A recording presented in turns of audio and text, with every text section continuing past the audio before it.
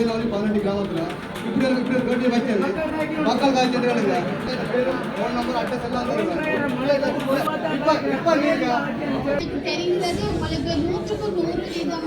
குடும்பம் தான் இங்கே வசிக்கப்பட்ட குடும்பம். அதுலேருந்து பெருக்கப்பட்ட குடும்பம் தான் இப்போ 450 குடும்பம். இப்போ இந்த 450 குடும்பம் வந்து இடங்களை பிடித்து கொண்டு போனால் காணி எப்படி எங்களுக்கு இருக்கும்? 25 வருஷத்துக்கு முதல் அதான் நான் சொல்ல வரேன். நீங்கள் எந்த டிவிஷன்? எங்கள் சமூகத்திலிருந்து வந்திருந்தது நமது கிராமத்திற்கு. அவர் வந்து கலந்துரையாடும்போது சில கருத்து எங்கட அதான் திருப்பி சொல்ல வேணும்னா 2 பிறப்பு காணியில் ஒரு குடும்பம் வந்து வசித்து கொண்டு இருக்கிறார். தற்சமயம் நான் ஒரு குடும்பத்தில் 4 பிள்ளைகள் இருக்குமான்னு சொன்னால் அந்த குடும்பத்துக்கு I retired and came back to Sri Lanka. இலங்கைக்கு திரும்பி வரும்போது ஓய்வூதியம் பெற்று wanting to build golf courses in Sri Lanka. இலங்கையில் ஒரு கோல்ஃப் கோர்ஸை விளையாட்டு மைதானத்தை ஆரம்பிக்க வேண்டும் என்பது அவருடைய நோக்கமாயிருந்தது. And raise golf champions from Sri Lanka. யாழ் மக்கள் மீது அன்பு கொண்டார். And I had and he showed me St. John's College and he too loved Jaffna. சூழலுக்கு உகந்த புல்வெளி மற்றும் பல்லுயிர் பாதுகாப்பு வரை இந்த ரிசோர்ட் தேவைக்கு அதிகமாகவே திருப்பித் தரும். ஏடி விலோக் அன்பு சொந்தங்களுக்கு அன்பான வணக்கம். இன்றைய தினம் வந்து பார்த்தீங்கன்னு சொன்னால் நாங்கள் மணக்காட்டு பகுதியில் தான் நிற்கிறோம். ஏன்னு சொல்லி பார்த்தீங்கன்னு சொன்னால் இன்றைக்கு வந்து ஒரு மீட்டிங், அதாவது வந்து ஒரு மக்களுக்கும் ஒரு நிறுவனத்துக்கும் ஒரு மீட்டிங் ஒன்று நடக்க போகுது. அது வந்து சொல்லி பார்த்தீங்கன்னு சொன்னால் மணக்காட்டில் தான் நடக்க போகுது. இந்த கோல்ஃப் கிரவுண்ட் சம்மந்தமாக இந்த மக்களோட அந்த கோல்ஃப் கிரவுண்டை வந்து நிறுவுற அந்த நிறுவனத்தினரும் இன்வெஸ்ட் பண்ணுற ஆக்களும் வந்து ஒரு மீட்டிங் ஒன்று செய்ய போயினோம். இது மணக்காட்டு பகுதியில் தான். மணக்காட்டில் வந்து குடத்தனை பொற்பதி ஊர் மக்களும் இணைந்து இந்த மீட்டிங் இடம்பெற போகுது. ஸோ இது வந்துல இந்த மீட்டிங்கில் வந்து மக்கள் என்ன சொல்லினோம், அந்த நிறுவனம் வந்து என்ன சொல்லுது, இதுக்கு மக்கள் உடந்தே ஆயினுமா இல்லை மக்கள் வந்து இதுக்கு ஏற்பாட்டு குழுவோட எப்படியான ஒரு நோக்கத்தோட கதைக்கணும்னு சொல்லி தான் இந்த வீடியோ அமைப்பு. ஸோ மறக்காமல் ஏடி விலோக்குக்கு நீங்கள் புதுசாக இருந்தால் சப்ஸ்கிரைப் பண்ணிவிட்டு அப்படியே வாங்க வீடியோக்குள்ளே போகலாம்.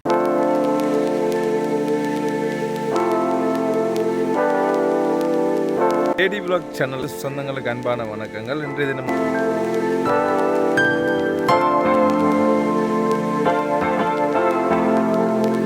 உங்களுக்கு ஏதாவது கேள்விகள் கேட்பதற்கு கலந்துரையாடல் இவர்களாயாமா? You can finish now. I have finished my presentation. நீங்க பேசுறதுக்கு ஏதாவது இருக்குமா இருந்தால் இந்த இடத்துல பேசுறதுக்கான நேரம் கொடுக்கப்படுகிறது. வாங்க முன்னுக்கு வந்து உங்களுடைய Also we have some shorties which we can hand out. சிறு பலகாரங்களை நாங்கள் எங்களுடைய கலந்துரையாடலை மேற்கொள்ளலாம். Okay, we have please come and have some shorties. Okay, we will serve some shorties now.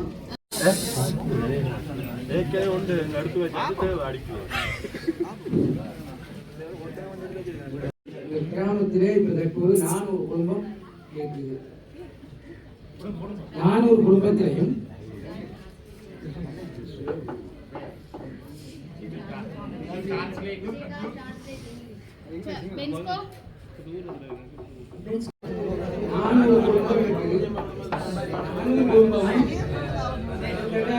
ஒரு 50 வயசுக்கு 45 குடும்பங்கள் இங்கே இருந்தது. இப்போ தற்போது எனக்கு 64 வயது. இப்போ தற்போது எங்கள் இந்த கிராமத்தில் 400 குடும்பம் இருக்கிறோம். ஒரு குடும்பத்தில் கிட்டத்தட்ட 2 பேருக்காவது எங்களுக்கு காணி வரும்.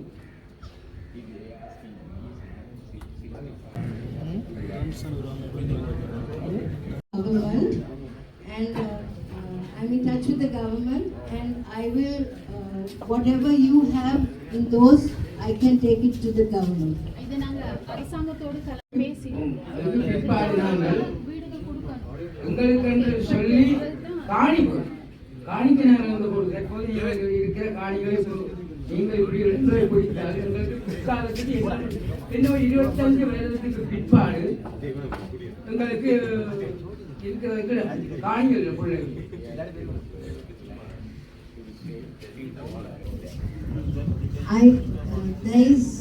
உங்களுக்கு மேக் ஷுவர் பண்ணுறோம். இதே மாதிரி உங்களுக்கு ஃபியூச்சர் ஜென்ரேஷன் 2 பிள்ளைகளுக்குள்ள ஃபேமிலிக்கு ஃபியூச்சர் ஜென்ரேஷனுக்கு உங்களுக்கு காணிகள் கட்டாயம் தரப்படும்.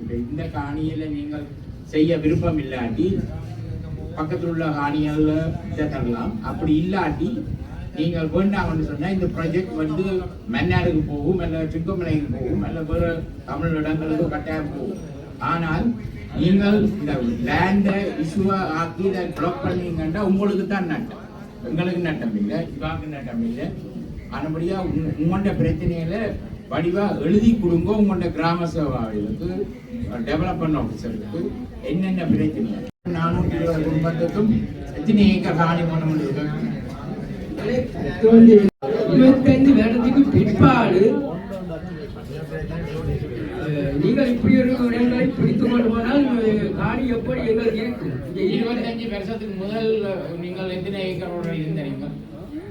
25 வருஷத்துக்கு முதல் இப்போ எத்தனை ஏக்கர், எத்தனை குடும்பம் இருந்தீங்க? தற்போது நான் சொன்னேன் எனக்கு இப்போ தற்போது இருக்கிறது 400 குடும்பம் இருக்கும். இனி இன்னும் ஒரு 25 வருடத்துக்கு பிற்பாடு நாங்கள் எங்க போறது? இல்ல இல்ல, இப்ப 25 வருஷத்துக்கு முதல் எத்தனை ஏக்கரோட இருந்தீங்க?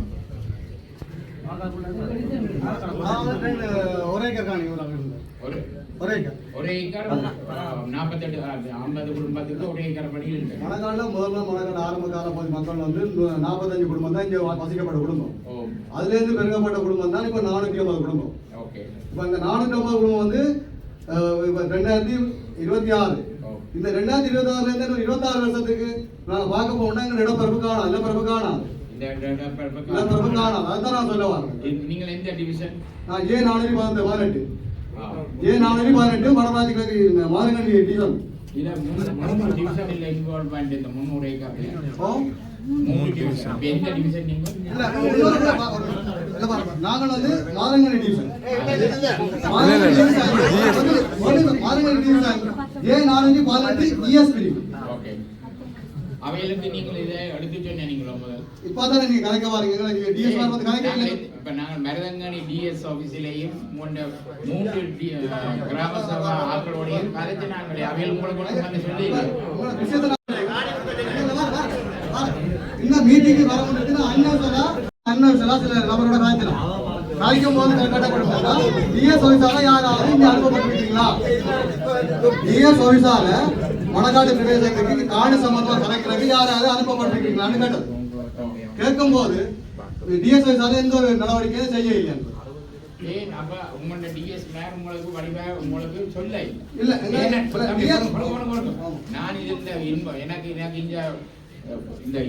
இன்வால்மெண்ட் இல்லாம இவா கேட்டபடியா அவ ஹெல்ப் பண்ணு வந்தேன். மருதங்கனில உங்களோட 3 டிஎஸ் மேரோடைய நான் 2 தரம் நாங்கள் போய் காய்ச்சினாங்க. அப்போ உங்களோட மருதங்கனி மீட்டிங்கில் உங்களோட டிஎஸ் மேருக்கு எல்லாம் சொன்னாங்க மீட்டிங் வைக்க போகிறோம். அதுக்கு உங்களோட தெரிஞ்ச ஆக்கள பேர்களை அனுப்புங்கோ, ஃபோன் நம்பர் அனுப்புங்கோ, கம்யூனிட்டி பேர் அனுப்புங்கோண்டு அவங்களை கொண்டு அனுப்பி இப்ப முதல் 45 குடும்பம் இருந்தது. உங்களுக்கு எத்தனை ஏக்கர் காணி தரணும் நீங்க கேட்கலாம். டிஎஸ் கேட்க வேண்டிய கேள்வியை நீங்க கேட்கலாம். ஏன்னு சொன்னா நாங்க 45 குடும்பம் இருக்கலாம், 400 குடும்பம் இருக்கலாம். இன்றைக்கு 400 குடும்பத்தோட கூட இந்த மணக்காடு பிரதேசத்துல இருந்து புலம்பெயர் தேசத்துல இருக்கணும். அப்ப டிஎஸ் உங்களுக்கு அனுமதி தர இல்லைன்னா இந்த கிராமத்துல கதைக்கு இல்லைன்னா அர்த்தம். டிஎஸ் அனுமதி சொல்லலாம். அப்படி டிஎஸ் அனுமதி தந்தா எந்த லேண்டு எந்த ஏரியாக்குள்ள தந்தது உங்களுக்கு போட்டு காட்டுங்க. லேண்ட போடுங்க. டிஎஸ் தந்த லேண்ட் எங்க போட்டு காட்டுங்க. பேர் வந்து நான் கரெக்ட்டா சொல்லுவேன். இல்ல பேரும் நம்பரையும் சொல்லுங்க. நான் பத்தி மருதங்கனி டிஎஸ் கிட்ட நாங்க காய்ச்சத என்னுடைய பேர் நான் உங்களை கடைசி அந்த பேர் ஃபோன் நம்பர் அட்ரஸ் எல்லாம் தருவேன். இப்ப நீங்கள் வச்ச மீட்டிங் வந்து தனிநபர் மீட்டிங் அல்ல, மணக்காடு கிராமத்துக்குரிய மீட்டிங். அதாவது வந்து நீங்க டிஎஸ்ல கலைக்கிறேன்டா கலைங்க மணக்காடு கிராமம் ஏனாவது 18 கிராமத்துல இப்படி ஒரு கேள்வி வச்சது மக்கள் காய்ச்சலுங்க. அப்படி தனிப்பட்ட வேறுபாடு மட்டும் A418 பேர் வேற Shall we go on?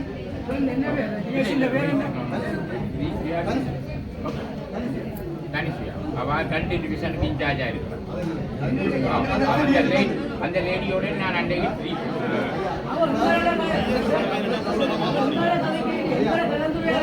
முதல் ஒரு டிஎஸ் அணுகிறார்.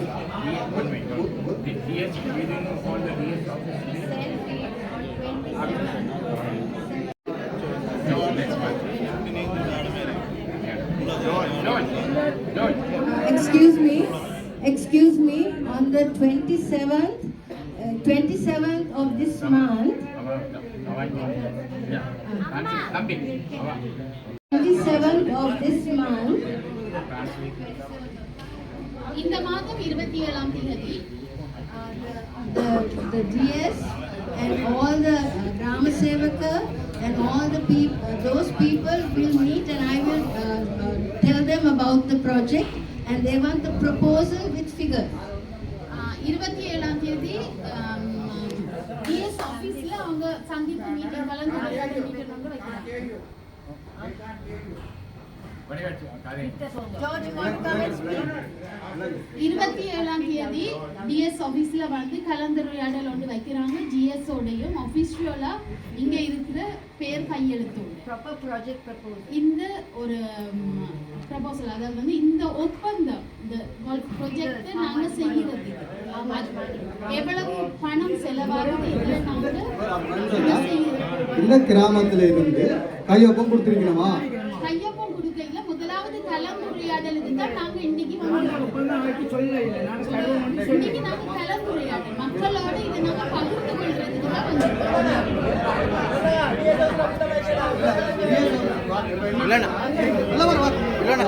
ஆனால் வந்து நீங்கள் அன்வசலாம் நீங்கள் தென்னிலங்கையில இருந்து வந்து எங்களை மக்களை சந்திக்க வந்திருக்கிறீங்க. சந்திக்கிறதுனால நான் வரவேற்கிறேன். அப்படி மீட்டிங் வைக்கிறதா இருந்தா நீங்க டிஎஸோட நீங்க கலந்துக்கலாம். அதாவது இன்றைக்கு இந்த மண்டபத்துல சொல்லுங்க, இந்த மண்டபத்துல 3 டிவிஷன் ஆகணும். A419, 18, 20 3 டிவிஷன் வந்திருக்கோம்.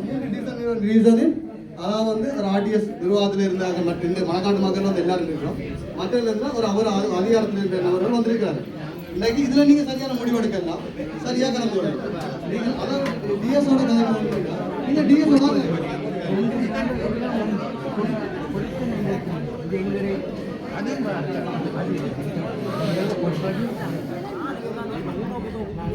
டிஎஸோட வந்து இந்த அரசாங்கத்தோட டிஎஸ் ஆக்களோட பங்களிப்பு இதுக்குள்ள இருந்தது. இப்போ நீங்கள்லாம் ஃபர்ஸ்ட் டைம் டிஎஸ் ஆக்களோட பங்களிப்பு இல்லாமல் வந்திருக்கீங்க. அதான் நான் கேட்குறான்.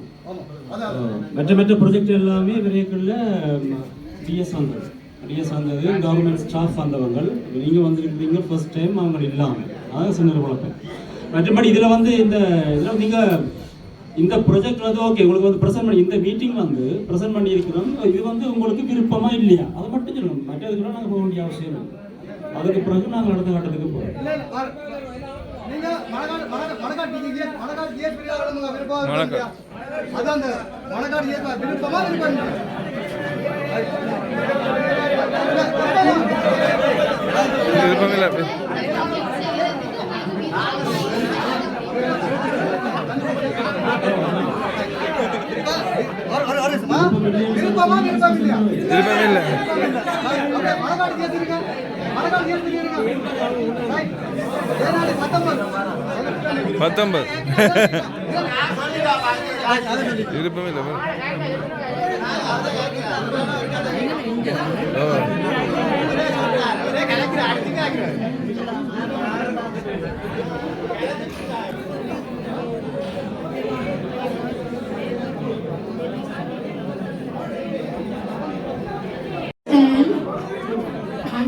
If you don't want this project, I won't do it here.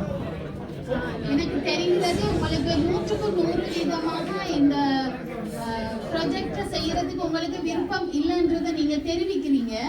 அதே நீங்க தெரிவிக்கிற இந்த விண்ணப்பத்தை நான் ஏற்றுக்கொள்றேன். நான் இதுக்கு மேற்பட்ட இதற்கான ஒரு காரியத்தை செய்யவில்லை என்றதை அவர்கள் அறிவித்தார்.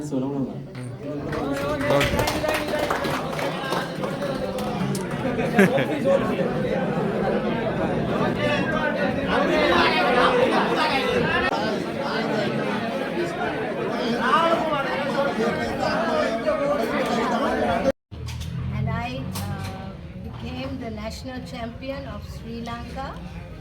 சர்வதேச வீராங்கனை இலங்கை. India, India, Thailand, Thailand, Malaysia, Malaysia, Indonesia, Indonesia, Hong Kong. Hong Kong. I also went to America அவர்கள் அமெரிக்காவுக்கும் சென்றிருக்கிறார்கள். on a golf scholarship golf ஸ்காலர்ஷிப்பில் and won Utah State Women's Championship. ஒரு யூட்டா ஸ்டேட் விமன் சாம்பியன் பெண்கள் வீராங்கனையாக தேர்ந்தெடுக்கப்பட்டார். In 1980, 1980 ஆண்டுகளில் I was the first woman in Asia to turn professional. முதல் பெண் கோல்ஃப் வீராங்கனை Professional. Professional Played for money. பணத்திற்காக அதை விளையாடினார்கள். I went to Europe அவர்கள் ஐரோப்பிய தேசத்துக்கு சென்றபோது and I established Sri Lanka in Europe in golf. இலங்கை மாத்திரமல்ல எல்லா இடங்களிலும் அதை அவர்கள் விளையாடினார்கள். I played on the Europe tour for 11 years. 11 வருடங்களாக ஐரோப்பிய நாடுகளில் விளையாட்டுகளுக்காக செலவழித்தார். I retired and came back to Sri Lanka, இலங்கைக்கு திரும்பி வரும்போது ஓய்வூதியம் பெற்று wanting to build golf courses in Sri Lanka இலங்கையில் ஒரு கோல்ஃப் கோர்ஸை விளையாட்டு மைதானத்தை ஆரம்பிக்க வேண்டும் என்பது அவருடைய நோக்கமாயிருந்தது. and raise golf champions from Sri Lanka. இலங்கையில் கோல்ஃப் வீராங்கனைகளை எழுப்ப வேண்டும் என்பது அவர்களுடைய நோக்கம். In 1994, 1994 ஆண்டுகளில் I met John Jesudasan. அவரது கணவனாரை சந்தித்தார் John Jesudasan. He was an old boy from St. John's College, Jaffna.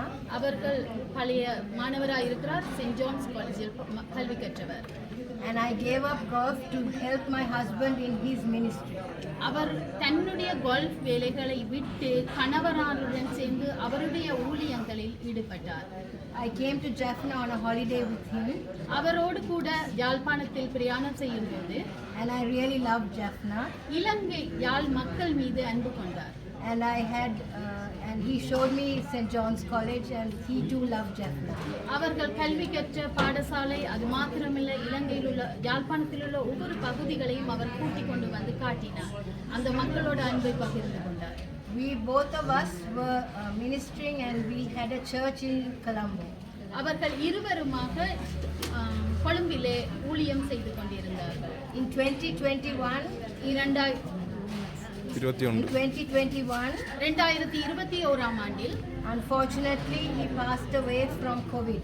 Our COVID மரணத்தினால் தேவனடி சேர்ந்தார். I was very upset. அவருடைய மனைவியால் கலங்கிய நிலையில் But I went back to golf. அவர்கள் திரும்பமாக கோல்ஃபை ஆரம்பிக்கும் போது and then the whole country went into collapse in 2022. 22 ஆண்டுகளில் இலங்கை மாத்திரமல்ல உலகம் முழுக்க ஸ்தம்பிதம் அடைந்த நிலையில் காணப்பட்டது. We were praying for our country. நாங்கள் தேசத்துக்காய் ஜெபித்தோம். And this idea came to me. இந்த காரியமானது என்னுடைய இருதயத்தில் ஏற்பட்டது. To build a golf course in Jaffna. திரும்பவுமாய் இந்த கோல்ஃப் கோர்ஸை யாழ்ப்பாணத்தில் ஆரம்பிக்க வேண்டும் என்பதாய் அவர்கள் நினைத்தார்கள். I remember 30 years ago I wanted to build golf courses in Sri Lanka. 30 வருடத்துக்கு முன்பதாக அவருடைய மனதில் தோன்றிய ஒரு காரியம் இந்த கோல்ஃப் கோர்ஸை இலங்கையில் ஆரம்பிக்க வேண்டும். My husband loved Jaffna, I loved Jaffna, and I thought, yes, I will build a golf course in Jaffna. எனது கணவனார் இங்கு கல்வி கற்றதை நிமித்தமாய் அவருக்கு யாழ்ப்பாணமானது விரும்பிய ஒரு இடமாய் காணப்பட்டது. அதன் நிமித்தமாய் இந்த சகோதரியும் யாழ்ப்பாணத்தை தேர்ந்தெடுத்தார். தான் இந்த இடத்தில் கோல்ஃப் கோர்ஸை ஆரம்பிக்க வேண்டும் என்பது. I looked all over Jaffna. இந்த யாழ்ப்பாண பிரதேசத்தில் எல்லா பகுதிகளும் சென்றார்கள். For a nice land for a golf course. எல்லா இடங்களும் பார்வையிட்டார்கள். And I came to Manakkadu. இந்த மணக்காடு பகுதியில் வந்தபோது and I thought this land will be beautiful for a golf course and to make it famous golf course in Asia.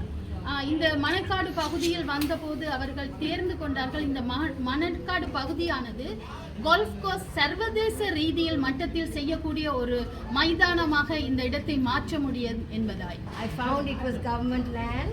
இந்த இடத்தில் அரசாங்க பகுதிகளையும் அவர்கள் பார்வையிட்டார்கள். And for 2 years I have been trying to find out if it is possible to have a golf course in Manakkadu. இந்த 2 ஆண்டு கால பகுதிகளில் நிறைய இடங்கள் பார்வையிட்டார்கள் அரசாங்க பகுதிகளிலும். I want to make Jaffna famous. இந்த யாழ்ப்பாண பிரதேசமானது பெருமைப்பட வேண்டும் என்பது அவர்களுடைய நோக்கம். By making the best golf resort in Sri Lanka. இந்த யாழ்ப்பாணத்தில் கோல்ஃப் ரிசார்ட் வந்து யாழ்ப்பாணத்தில் உருவாக்க வேண்டும் என்பது அவர்களுடைய விருப்பம். It's now a huge project.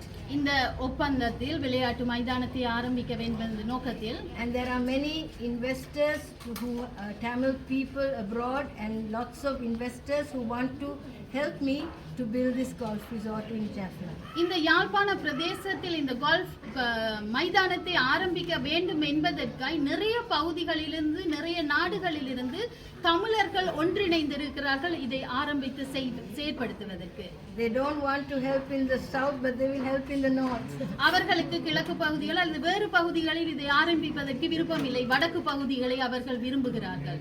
So I'm here to if the people don't want it in Manakkadu, I will look for another land somewhere. இந்த மணற்காடு பகுதியில் இருக்கிற மக்கள் இதை வேண்டாம் என்று சொல்லும் போது இதை எடுத்து அவர்கள் வேறு பகுதியில் செய்வதற்கு விரும்புகிறார்கள். Manakkadu was my first choice.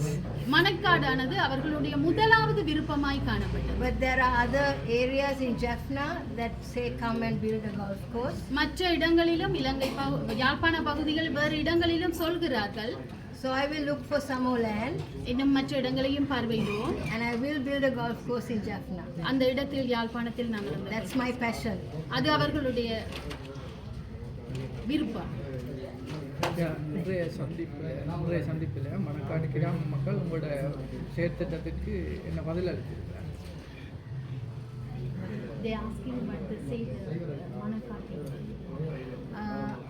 I think they are not because of the land issue, they are not willing to give the land for the golf project. அவர்கள் எங்களுக்கு தெரிவித்தது அவர்கள் வாழ்வதற்கான வாழ்விடங்கள் இல்லாமல் இருப்பதினால் இந்த மணக்காடு பகுதியில் இந்த மைதானம் ஆரம்பிப்பதற்கு அவர்கள் எதிர்ப்பு தெரிவித்தார்கள். I will never go against the will of the people. நாங்கள் மக்களுக்கு விரோதமாக நாங்கள் இதை செயல்படுத்தவில்லை. So that's I came here to introduce the game.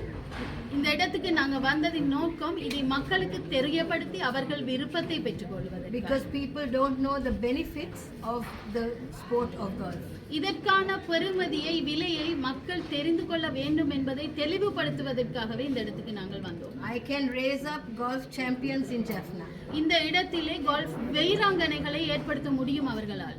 Like cricket, we can get good golfers we can produce in Jaffna. யாழ்ப்பாணத்தில் Good golfers in Jaffna. நல்ல And சிறந்த வீரர்களை உருவாக்கும் என்பது. Without a golf course you can't play golf. இந்த இடத்தில் எங்களுக்கு golf ground அல்லது மைதானம் இல்லாவிட்டால் அந்த கோல்ஃப் வீரர்களை நாங்கள் உருவாக்குவது கஷ்டம். So I'm open for to give my heart for this sport of golf to people of Jaffna who would like to have golf in Jaffna.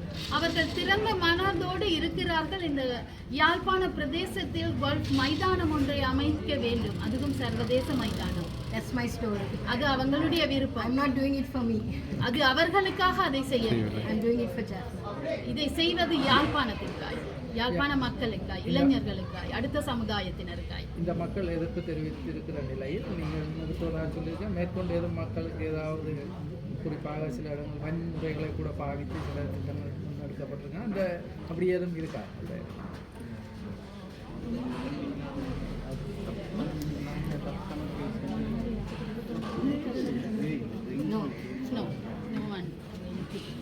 ஒருத்தரும் எங்களுக்கு விரோதமாக இந்த செயல்பாடுகளையும் செயல்படுது. அப்படி நீங்கள் ஏதாவது இன்ஃப்ளூயன்ஸை பாவித்து செயற்படுவீர்களான்னு நாங்கள் மீடியாவில் அரசியல் பக்கங்களுக்காக தேங்க்யூ. ஓகே, அது லேண்ட் கேட்டு தென்னிலங்கை சமூகத்திலிருந்து வந்திருந்தது நமது கிராமத்துக்கு. அவர் கலந்துரையாடும்போது சில கருத்துக்களை முன்வைத்தார்கள். அதற்கு ஒட்டுமொத்தமாக நமது கிராமத்திலிருந்து அந்த லேண்ட் என்ற விஷயத்தில் நமது கிராமம் உறுதியாக இருக்குது. காரணம் என்னவென்று சொன்னால், நமது கிராமத்தில் வசித்து கொண்டிருக்கும் தற்சமயம் இந்த 2026ஆம் ஆண்டு காலப்பகுதியில் வசித்து கொண்டிருக்கின்றவர்கள் 2 பரப்பு காணி லேண்ட் இருக்கிறோம். அந்த 2 பரப்பு காணி என்றது உண்மையே ஒரு குடும்ப 4 பிள்ளை 5 பிள்ளை இருக்கிற ஒரு ஆளுக்கு 2 பரப்பு காணி கட்டாயம் காணாது. அதை விருத்தியடைய செய்வதுன்றது பிரதேச செயலகத்தின் நோக்கமும் இல்லை, அல்லது ஜிஎஸ்டிய நோக்கமும் இல்லை. அந்த காணியை வந்து கட்டாயம் 2 பேரை பண்ணுறதை விட்டுட்டு மேலதிகமாக கொடுப்பினமாக இருந்தால் நிச்சயம் நமது கிராமத்தில் அந்த மேலதிக லேண்டுன்னு சொல்லி யாருமே இங்கே இருக்காது. இப்போ நீங்கள் சொல்ல வர்ற விடயம் வந்து இந்த அமைப்புக்கு காணியை கொடுத்தால் உங்களுடைய எதிர்கால சந்ததிக்கு காணி இல்லாமல் போகின்ற அடிப்படையில் தான் நீங்கள் இதை மரபு தெரிவிக்கிறோம். மரபு தெரிவிக்க காரணம் சொன்னால் எங்கட கிராதம் திருப்பி சொல்ல வேணும்னா 2 பிறப்பு காணிலாம் ஒரு குடும்பம் வந்து வசித்து கொண்டு இருக்கிறது. தற்சமயம் நான் ஒரு குடும்பத்தில் 4 பிள்ளைகள் இருக்குமான்னு சொன்னால் அந்த குடும்பத்துக்கு பங்கிட காணாம். அவர்கள் ஒரு விவசாயம் செய்ய, அதாவது வீட்டுத்தோட்டம் செய்யணும்னு சொல்லி ஊக்குவிக்கிறோம். ஆனால் அங்கே செய்கிற இடம் இல்லை. எதிர்காலத்தில் மாட்டுக்காணி தருவதற்கு சம்மதித்து உங்களோட பதிலமாக இருக்கு. நிச்சயம் நமது கிராமத்தில் வந்து இன்னும் இருக்கிற பிள்ளைகள் வந்து சந்தோஷப்படுமே தவிர வேண்டாம்னு சொல்லலாம். ஏன்னு சொன்னால் இப்போ இருக்கிறதே இன்னொரு 100 குடும்பத்துக்கு காணி கொடுக்க இருக்கு. அது அந்த 100 குடும்பத்துக்கும் புதிதாக திருமணம் செய்த 100 குடும்பத்துக்கும் காணி கொடுத்தால் இந்த பிளே கிரவுண்டுக்கு காணி இல்லை. பிளே கிரவுண்டுன்றது அதாவது ஆண்டுக்கு ஆண்டோ மாதத்துக்கு மாதம் வந்து கொண்டிருக்கணும். அவங்களுக்கு ஒவ்வொரு தேவைக்கு அந்த தேவை இந்த தேவைன்னு சொல்லி ஒரு தேவைக்கு தங்களுக்கு லேண்ட் தர சொல்லி மணக்காலிலேருந்து. ஆனால் மணக்காலில் உண்மையாக லேண்டை வந்து திருமணம் செய்தவருக்கு நாளாந்தம் கொடுத்துட்டு வந்தால் லேண்ட் இல்லை. நீங்கள் உண்மையாக இதை எதிர்க்கிறதுக்குரிய காரணம் வந்து இந்த உங்களுடைய மக்களுக்கு காணி இருக்க ஜெயராணி டிஎஸ்பி இருக்கிற குடும்ப அங்கத்தவருக்காக தான் நாங்கள் இளம் சமூகத்துக்காக கட்டுன்றோம். 400 குடும்பம் இருக்குன்றால் 400 குடும்பத்தில் மங்கத்தேர் நோம்பில் ஒரு 1200 இருக்குது. 1200 இப்போ 400 குடும்பத்துக்கு 1000 பிறப்பு இருந்தால் திருப்பி 1200 பிள்ளைகள் வரும் காலத்தில் அவைக்கு வேணும் காணி. அவர்கள் எங்கே வரும் அந்த காணி? இன்றைக்கு 426ஆம் ஆண்டு 400 குடும்பம் இருக்கு. இன்னும் ஒரு 20 வருஷத்தால் அந்த 1200 பிள்ளைகளும் குடும்பம் வரப்போகுது. அப்போ அவைக்கு கட்டாயம் காணி வேணும் தானே. அப்போ அந்த காணிக்கு அவைக்கு காணியை கொடுத்தால் அடுத்து அந்த பிள்ளைகளும் காணிக்கு தான் எங்கே வரும்? கிராம உத்தியோகத்தர் மற்றும் அரச உத்தியோகத்தர் வந்து இந்த கூட்டத்தில் பங்கு கொள்ள அது சம்மந்தமாக உங்களை கருத்து பாருங்க. அது சம்மந்தமாக எங்களுடைய கருத்துன்னு சொன்னால் அவர்கள் வந்து இவர்கள் சொல்லுகிறார்கள் அவர்களோட டிஎஸ்ஓட கழிச்சிட்டு வந்தேன்னு சொல்லி. ஆனால் டிஎஸ் அட்னோசெல்லாம் வந்து எங்களுக்கு எதுவுமே தெரியப்பட்டு.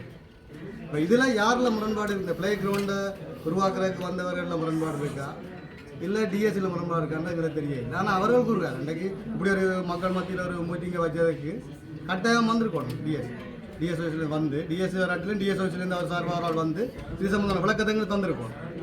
இது வந்து டிஎஸ் ஆஃபீஸுக்கு தெரியாதான் வந்திருக்கணும். இல்லாத அது சொல்லி வந்து மீட்டிங்கு நாட்கள் இருக்கலாம். டிஎஸ் ஆஃபீஸுக்கு வந்து ஜிஎஸ்க்கு அறிவிக்கல, நாங்கள் வாரம்னு அறிவிக்கல. வந்த காரணமாக இந்த மக்களோட தான் வந்து பேசணும். ஏற்கனவே இன்னும் ஒரு 300 ஏக்கர் காணியை வந்து கரையோர பாதுகாப்பு திணைக்களத்தின் அனுமதியோட 300 ஏக்கர் காணியை அபகரிக்கிற ஒரு நடவடிக்கையும் ஏற்கனவே இடம்பெற்று நீங்கள் தடுத்து நிறுத்துகிறீர்கள். அந்த நிலவரம் எப்படி? அது மட்டும் தான் கைவிடப்பட்டிருக்கு. எங்களுடைய கிராமத்து தேவையை கருதி அது மட்டும் தான் கைவிடப்பட்டிருக்கு. ஒரு வருடம் ஆயிட்டு கைவிட்டு உத்தரவாதம் அளித்து இருக்கிறாங்க. அவர் எது கொண்டு வந்து வைக்கப்பட்ட சாமான்லாம் திருப்பி ஏற்றிட்டு போய் எதிர்வரும் 27ஆம் தேதி சம்பந்தமாக கலந்துரையாளர்கள் பிரதேச செயலகத்தினர் கூறியுள்ளார்கள். அது சம்பந்தம் அதில் நீங்கள் கலந்து கொள்வீர்களா? அதில் எடுக்கப்படும் முடிவுக்கு நீங்கள் வந்து தலையாடுவீர்கள். நாங்கள் என்ன சொல்ல வரோம்னு சொன்னால் நாங்கள் ஒரு பொது அமைப்பு இதுலேயும் இல்லை. அப்போது அன்னசில் எங்களுக்கு அழைப்பில் வந்தாலும் சம்பந்தம் அழைப்பில் வந்து நீங்கள் கலந்துரையாட போகிறோம், நீங்கள் வாங்க அன்னசிலான்னு சொன்னால் நிச்சயம் கலந்துருவோம். பொது அமைப்பை தான் வேணும்னு சொன்னால் நாங்கள், ஆனால் பொது அமைப்பு அங்கே முடிவெடுத்தாலும் சாத மக்களுக்கு எதிர்ப்பாக இருந்தால் நாங்கள் இங்கே எதிர்த்துக்கொள்வோம். அதே தான் இன்றைக்கு கூட அமைப்பு இருந்து அந்த அமைப்பில் ஒரு அப்படி வரையும் நாங்கள் மக்கள் மத்தியில் நாங்கள் வந்தோம். அதான் முதல் பிரச்சனை. இப்போ மக்கள் மத்தியில் நாங்கள் இருக்க அமைப்பு ஒரு 5 அமைப்பை கூப்பிட்டு அங்கே மீட்டிங் வச்சு போட்டு சரியான ஓகேன்றது புரியல. மக்கள் மத்தியில் எல்லாத்துக்கும் முடிவு இருக்கலாம். அதோட இன்னைக்கு ப்ரெஸ் மீட்டிங்ன்றது கட்டாயமே அன்னசோல இருக்க ஆஃபீஸர், அதாவது வந்து எங்கள்கிட்ட இருக்கிற ஆர்டிஎஸ்ஸாக இருந்தாலும் சரி, பிரதேச உறுப்பினர் இருந்தாலும் சரி, இல்லை களத்துறை சங்கம் வந்து எந்த ஒரு அமைப்பு பொது அமைப்பில் இருக்கிற அவ்வளோ பேரும் வந்து இன்றைக்கு இதில் கலந்து கொண்டு ஒரு கட்டாயம் உங்களுக்கு ஒரு மீடியாவில் தெரியப்படுத்திப்போம்.